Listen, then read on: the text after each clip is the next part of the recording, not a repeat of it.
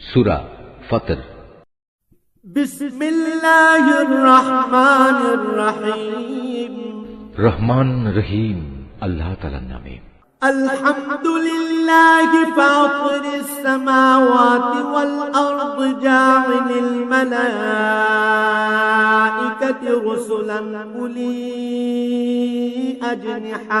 রুসুলান উলি আজনিহাতিন مثنى وثلاث ورباع يزيد في الخلق ما يشاء